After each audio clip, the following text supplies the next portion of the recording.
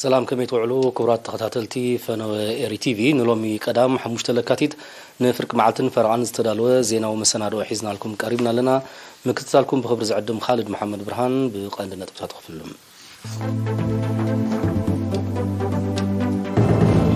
لعلو يلوخ إيرترا بمبل 35 أخيوة حبرة أفريقيا يساتفالو حرشاتات تمري أب زوباتات سميناون دبوباون قيح بحري زتبابعو تيكي يركبولو أب زوباقاش باركا عورت نابز تحت درجة نمورات زعلم وفر تخايدو منقست مالي نتي أوروباوي حبرت وشتاوي قديات هاقورو زغورو متتتاو كونينو أمريكا مفتاح نيكوليساوي كلولاو سمين كوريا متعتصاف كترئي تشاينا تصويعا وولو معبل باتسيراي عبدسيت ماداغاسكار كبير كساراتات كورب كمزغل تأميتو زرزر زينا بمينستر قديات وصاي أتو عثمان صالحن مخاري بريزيدنت أتو يمانا قبر أبن زقمل على لوخ إيرترا كاب كلت كسع شدوش تلكاتيت كتما أديس أبابا بتنقدو زلا مبل سالسان حموشن أخي وحبرة أفريقيا يساتفالهم ذا أخيبا محيال تتصاورنت أب أمجاجبان وحسنة مجبن أب أفريقيا محيال سرعة حرشة ومجبتات تعنان سرعة محبراوي وحسنة نمكلت أف سباوي محبراون كتباون معبالة أب تحت الزبلتية ما يزكان عزلهم ونقول ذا أخيبا لعلو يلوخ إيرترا مسوكلتي أبال حجرات ودبات حبرة أفريقيا ركباتها كايدون لوخ إيرترا بسلسلة لكاتيت مس مينستر قديات وصاي ريبابليك كينيا أمباسادر رايشال أومامو أبزغور ركب بزعبا مدنفع كلتاوي زمدنا إيرتران كينيان كمون أقداسنة وهود سعري نمسفان سلام رقعة معبالن أبزوبا قرن أفريقيا تزراريبهم لوخ إيرترا مس مينستر قديات وصاي ألجيريا مستر رامتاني لامامرا أبزكادو ركب دما أب معبال كلتاوي زمدنا حبراوي أقداسنة زلوم زوباون كفل علماون قديات زتيوم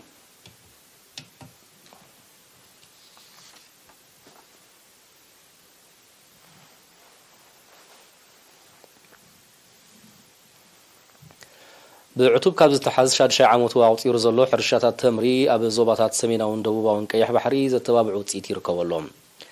نزب زملكت كاب حزباوي ركبات مينستر حرشا زبصحنا تصبصبالو شام تولد هوروي حرشاتات تمري أب زوباتات سميناون دبوباون قيح بحري صبوق قاس يري كمزلو مينستر حرشا قليصوم كاب كل التشحن 16 عامة مهرت زنبرها قوافات بمتعراين بمقدي تيشو كالتشر فلستات بمعدالن كسلاسل بتصنح عمام أبزوان زي أب كل تيوزوباتات زتة تخلق أقراب لعيسرا شحبت حقم زلون أب صبو كنتات كمزركبن اتمينستري حابيروم أب هاقراوي إنستيتيوت حرشاو مرمر حالحالة حلافي أهادو بايوتكنولوجين أكايدي بروجكت مفراي تخل تمرن آتو موسي فقادو أبزها بحبريتام بتزلو صبو قسقاس أبزمت شدشته شوعات عمتات إيرترا كينو وشتاو علاقاتات زخون مهرتي كتحفز كمتقل بمتكاس أفلتو حارستوت إن معباي سلطنات كمزوهاب أبريهم صبو قسقاس صبو وطيت نارينا لمالتي بزي وطيت زدماني تدركنا دماني ميسر حرشا حدا وطن نقبر دماني حدا أنفتي بوالله مالتي زوطن زي كساب حمشت عام قبل حمشت عامت كساب شوعات عامت زغير وطني كساب كل تميت شه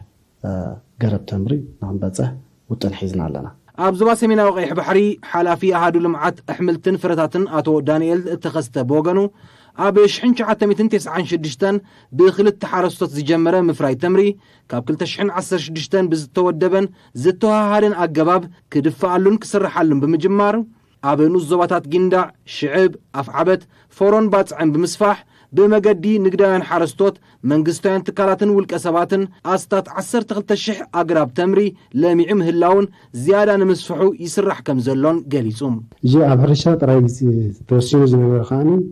أب تكالات منقستي كمزتاتاتو تغيرو هجي خاني زغربا وانات خاني أول كسبات أمام برابي تخيط رفخاني تمري نزرق حلنا مالتي مبزعته بالتشعات الشح مرزقات عليات كوينو تزغال استرفغاني بزري زبوق العين تمرتات لونا مالتي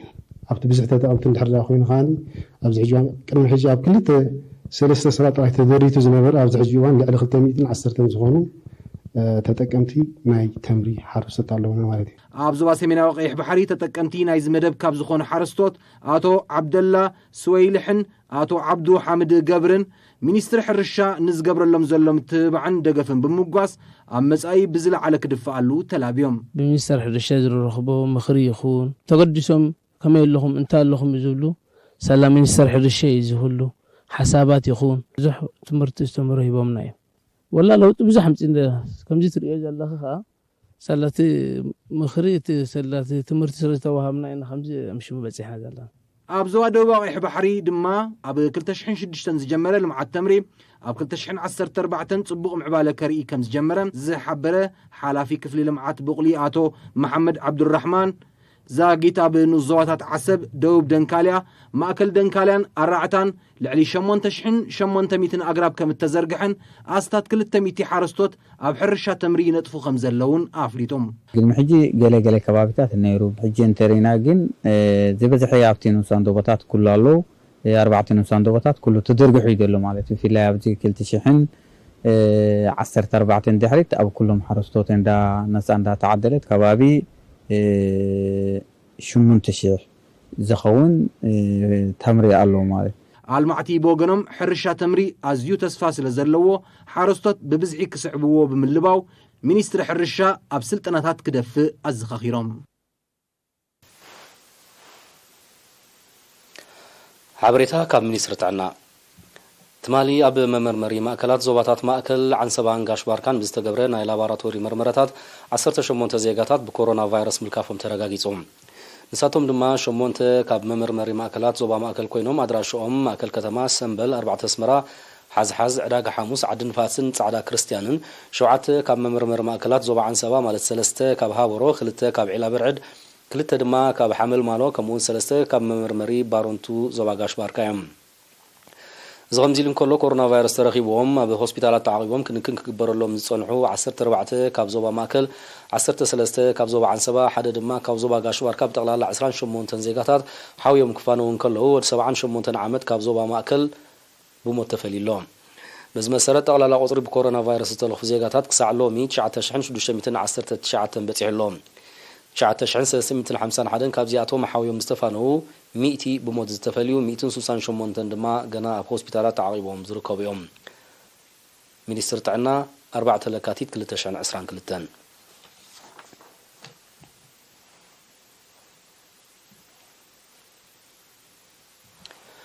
ኣብ ዞባ ጋሽባርካ ጠንቁዕረት ዝኾኑ ሕማማት ብምፍዋስ መጠን ዑረት ናብ ዝተሓተ ደረጃ ንምውራድ ናፃ ኣገልግሎት ዝወሃበሉ ባይታ ተፈጢሩ ብዕቱብ ይሰላሰል ከም ዘሎ ተገሊጹ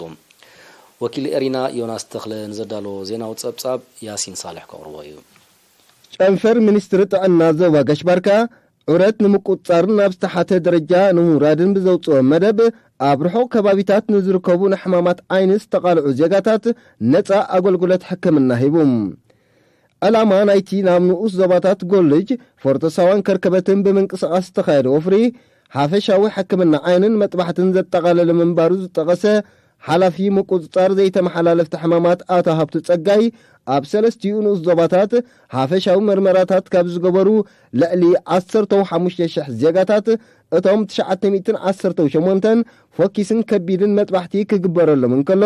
92 ካብኣቶም ድማ ናይ ክልተ ዓይኒ መጥባሕቲ ዝተገበረሎም ምዃኖም ገሊጹ ጠንቂ ዑረት ዝኾኑ ሕማማት ብምፍዋስ መጠን ዑረት ናብ ዝተሓተ ደረጃ ንምውራድ ኣብ መወከሲ ሆስፒታል ባሮንቱ ክሳብ መጥባሕቲ ዘጠቓልል ኣገልግሎት ክወሃብ እንከሎ ኣብ ተሰነይን ኣውርደትን ድማ መሰረታዊ ክንክን ዓይኒ ዘጠቓልል ሕክምናዊ ኣገልግሎት ከም ዝወሃብ ዝጠቐሰ ኣቶ ሃብቱ ጎኒ ጎንቲ ዝወሃብ ዘሎ ኣገልግሎት ዜጋታት ልዑል ጥንቃቐ ክገብሩ ኣተሓሳሲቡ ኣብ መወከሲ ሆስፒታል ዞባ ጋሽባርካ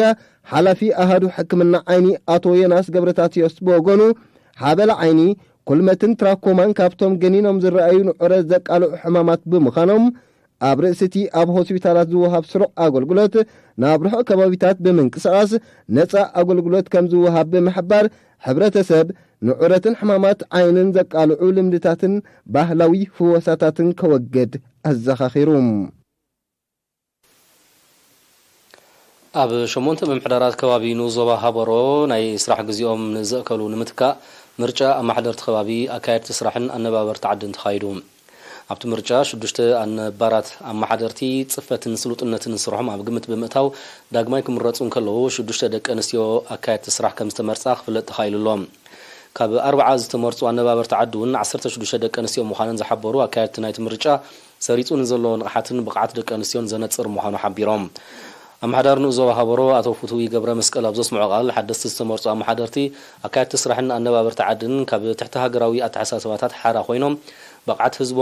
ብብቕዓት ህዝቦም ከመሓድሩን ኣብ መደባት ልምዓት ድርኺት ክፈጥሩን ኣተሓሳሲቡ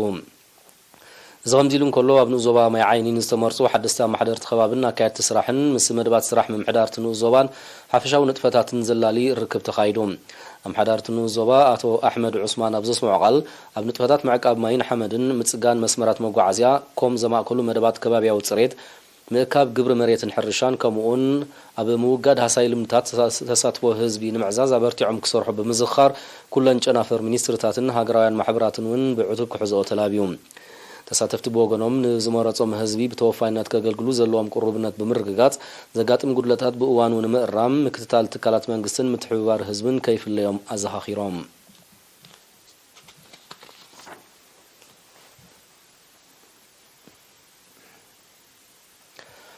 ኣብ ዞባ ማእከል መንእስያትን ተማሃሮን ዝግብ ኣብ ምዕቃብ ማይን ሓመድን ምጽጋን መስመራት መጓዓዝያን ዘተኮረ ወፈራታት ልምዓት ኣካይዶም እቲ ብምውሃድ ብምሕዳር ንዞባ ጋላ ነፍሕን ነበርቲ ዝግብን ዝተዓመ ምስራሕን ምጽጋንን ናይ ሓመድ ጽርግያ ምዝላይን ምፍዋስን ማይ ኩዖታት ምስራሕ ከትርታት ብእምኒ ከምኡውን ምድላው ጎዳጉዲን ፈልስታት ከም ዘጠቓልል ወደብቲ ናይቲ ወፈራ ገሊጾም ፍናን ዘበርኽ ወፍሪ ስለ ዝኾነ እንበቆ የለን ዝበሉ ቶም መንእስያት ዝሓሸ ማሕበረ ቁጠባዊ ንጥፈታት ንምርግጋጽ ዝሕግዝ ስለ ዝኾነ ንምድንፍዑ ዘለዎም ድልውነት ኣረጋጊጾም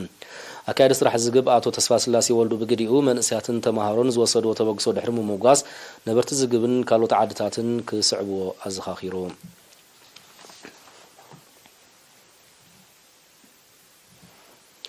ኤርትራ ካብ 4 ክሳዕ 20 ለካቲት ኣብ 2022 ኣብ ቤጂንግ ቻይና ኣብ ዝካየድ ውድድራት ኦሎምፒክ ሓጋይ ትሳተፍ ኣላ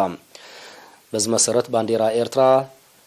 ትማሊ ዓርቢ 4 ለካቲት ኣብ ዝተኻየደ መኽፈቲ ስነ ስርዓት ብመገዲ መንእሰይ ሻኖን ዕቑባናይ ከተንበልብል ተራእያ ወዲ 25 ዓመት ሻኖን ዕቑባናይ ዝመጽእ 13 ለካቲት እዩ ማሊ ሃገራዊት ጋንታ ኤርትራ ወዲኡ ኣብ ውድድር ምንሽርታት በረድ ክሳተፍ እዚ ኤርትራዊ ኣትሌት ኣብ 2018 እውን ኣብ ፒዮንግቻንግ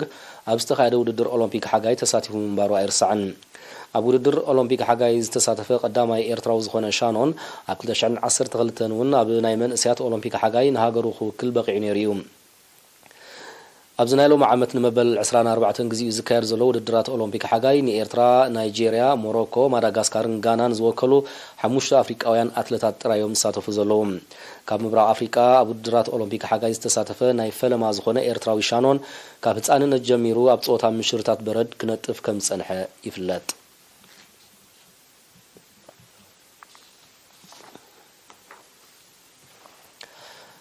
كبرات عزبتنا السعبة هقراو زيناتاتي ومكتالكم كتقتلو دقيمنا بخبر نعدم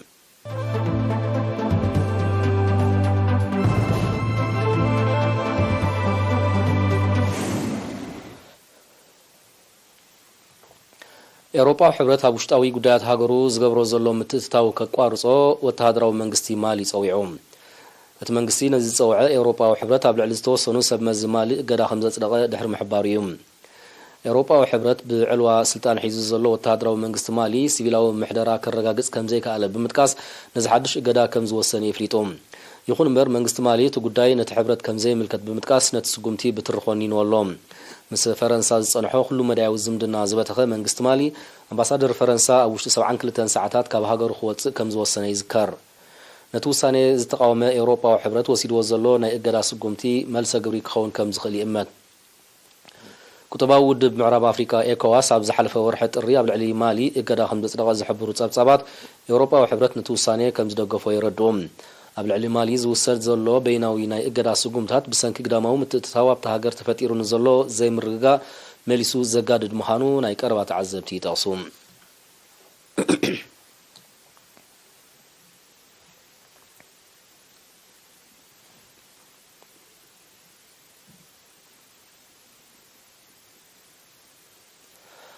أمريكا مفتاح نيوكليوساوي قلولاو سمين كوريا متعتصاف كترئي أمباسادر تشاينا أودو بحورات هاجرات جانغ جون تصويعوم أمباسادر جون نزي تصويع تزغربه نقوداي سمين كوريا ملكيتو تمالي 4 لكاتي تابز تخايد أخيبا بايتو تستا أودو بحورات هاجرات يوم أبتي بتقلب أمريكا استخايد أخيبا أمباسادر أمريكا بحورات منقستات بحورات هاجرات ليندا توماس غرينفيلد نيوكليوساوي مدبات سمين كوريا نمكتا أبلعلتا هاجر توسخ تصاطي كم زد اللي حبيرام يقول امبر امباسادر تشاينا ابتو دب توسخ تصاطي مفتاح كم زي كونه بمحبار امريكا دبلوماسياو مقدي كتل تمحصينوم تشاينا غداي سمين كوريا بزته طراي كفتح كم زغبايا بتدغاغامي ختحبر صنيحام سمين كوريا ابز عامت زي طراي شوعته فتنتات ميسايل بمكاد ابلعل امريكان مشارختان تصاطي كم سفطرت يحبر الهاجر صتا انموحاس دوب سجر ميسايل كتفتن كم تخل تطنق مهلاون يغلص أمريكا نيوكليوساوي قلولاو سمين كوريا نمعراف بزبل مخنيات أبلعلتا هاجر زتصدقت قداتات نتقداي مليسو خم زخررو يحبر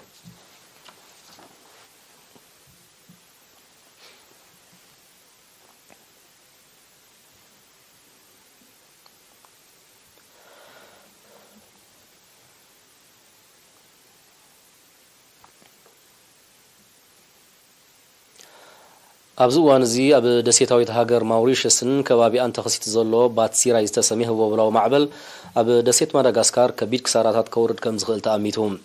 أب ماوريشيس نواتاوي كساراتات زورده وبلاو معبل باتسيراي لعل 300 كيلومتر أب ساعات بزحمباب نفاس تدفافيو ناب وسناسن دسيت ماداغاسكار يلحم بمهلاو لعلي 4 مليون هزبي أب حدقا كي ودق تسجيل لهم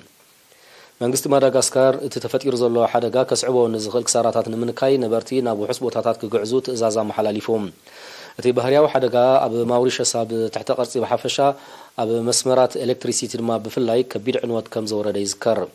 ኣብ ዝሓለፈ ወርሒ ጥሪ ኣብ ሞዛምቢክ ማዳጋስካርን ማላውን ብዝተኸስተ ህቦብላዊ ማዕበል ኣና ኣሳት 9 ሰባት ከም ዝሞቱን ከቢድ ንዋታዊ ዕንወት ከም ዝወረደን ጸብጻባት የረድኡ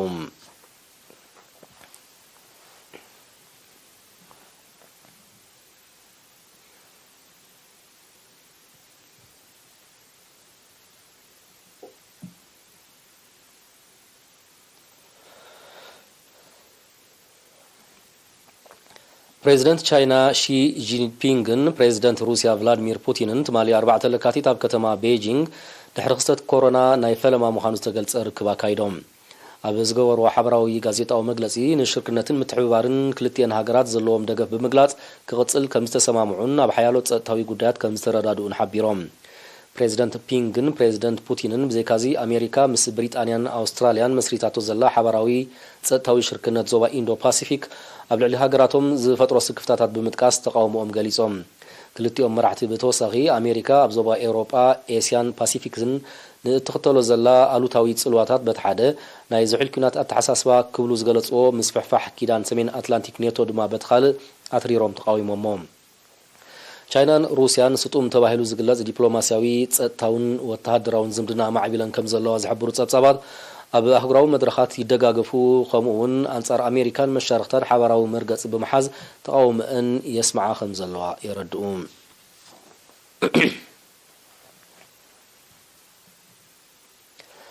ኣብ ኤውሮጳዊ ሕብረት መጠን ዝቕባበ ኣብ ራብዓይ ርብዓ ዓመት ናይ 2021 ብልዑል ናህሪ ከም ዝወሰኸ ብልዑል ናህሪ ብምውሳኽ ክብረ ወሰን ኣብ ዝሓዘ ደረጃ ከም ዝዓረገ ብሰንኪ ድማ ኣብ ልዕሊ ዕለታዊ መነባብሮ ዜጋታት ኣባል ሃገራት ከቢድ ተጽዕኖ ከም ዝፈጠረ ተገሊጹ እንተኾነ ግን ብመሰረቲ ሓድሽ ዝወፀ ስታቲስቲካዊ ቁጠባዊ ጸብጻባት ቁጠባት ሕብረት ኣብ መጀመርታ ናይዚ ዓመት ጽቡቕ ገስጋስ ከም ዘመዝገበን ነቲ ኩነታት ብእወታ ዝልውጥ ተስፋ ከም ዘሎን ክፍለጥ ተኻኢሉሎም በዚ ዝተተባብዐ ማእከላይ ባንኪ ኤውሮጳ ካብቲ ኣብ መጠን ወለድ ክገብሮ ሓሲቡ ዝነበረ ምውሳኽን ካልእ ፊናንሳዊ ለውጥታትን ተሓይብሎ ኣንጻር ናይዚ ግን ኣብ ዝሓለፈ 30 ዓመታት ዝለዓለ መጠን ዝቕባበ ኣጋጢምዋ ዘሎ ብሪጣንያ ብሰንኩ ንዝሰዓበ ናህሪ ዋጋታት ሃለኽቲ ንምርግጋእ መጠን ወለድ ናብ ክብ ናይ ምባል ስጉምቲ ወሲዳላ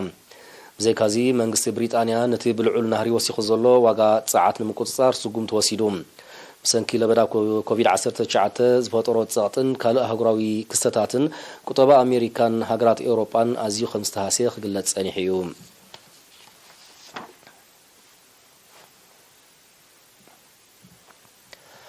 ኣብ ሕቡራት መንግስታት ኣሜሪካ ብኮቪድ-19 ናይ ዝተለኽፉ ጠቕላላ ቁፅሪ ናብ ልዕሊ 77 ሚልዮን ክብ ከም ዝበለ ጸብጻባት ጥዕና እታ ሃገር ኣፍሊጦም ብዘይካዚ ኣብታ ሃገር ዕለታዊ ብገምጋም ልዕሊ 2300 ሞት ይምዝገብ ከም ዘሎ ዝተቐሱቶም ጸብጻባት ጠቕላላ ቁፅሪ ዝሞቱ ልዕሊ 920,000 ከም ዝበጽሐ ገሊጾም ብደረጃ ዓለም ብመልከፍትን ሞትን ኮቪድ-19 ኣብ ቀዳማይ ደረጃ ተሰሪዓ ኣብ ዘላ ኣሜሪካ ካብ ጠቕላላ ብዝሒ ህዝባ እቶም ሓደ ሕምሲት በቲ ቫይረስ ከም ዝተለኽፉ ዝግለጽ ዘሎ ኣብ ወርሒ ሕዳር 2021 ንድሓር ኣብ ኣሜሪካ ልዕሊ 100,000 ሰባት በቲ ቫይረስ ተለኺፎም ከም ዝሞቱ እውን ይሕበር ሆስፒታላት ብጽኑዕ ብዝሓመሙ ሰባት ዓለቕሊቐን ምህላወን ዝተቐሱ ጸብጻባት ንምግትኡ ተሪርን ዝተዋሃደን ስጉምቲ ምዘይውሰድ መጠን መልከፍትን ሞትን ብልዑል ናህሪ ክውስኽ ከም ዝኽእል የጠንቅቑ ኣለዉ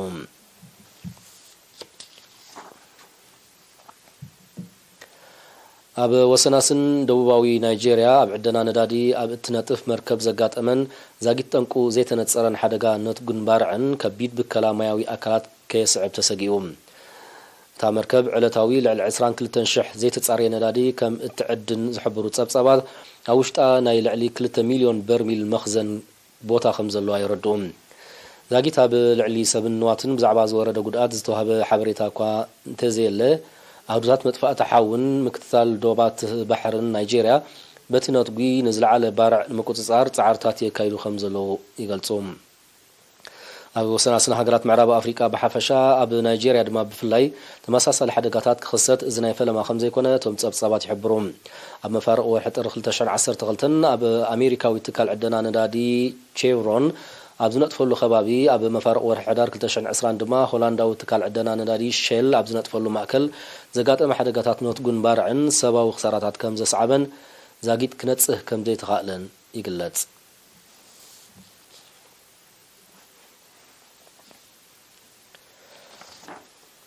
ክቡራት ተኸታተልትና ዜና ንምዛም ኣርእሳቱ ክደግመልኩም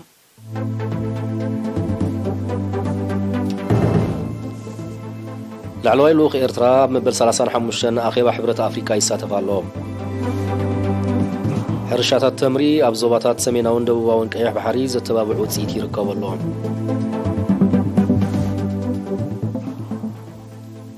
ኣብ ዞባ ጋሽ ባርካ ዑረት ናብ ዝተሓተ ደረጃ ንምውራድ ዝዓለመ ወፍሪ ተኻይዱ መንግስቲ ማሊ ነቲ ኤውሮጳዊ ሕብረት ኣብ ውሽጣዊ ጉዳያት ሃገሩ ዝገብሮ ምትእትታው ኮኒኑ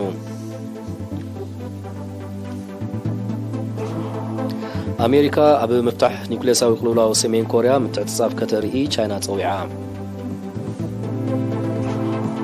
ብበብላዊ ማዕበል ባትሲራይ ኣብ ደሴት ማዳጋስካር ከቢድ ክሳራታት ከውርድ ከም ዝኽእል ተኣሚቱ ዜና ብዝተፈጺሙ ተሓኑ ባዕሉ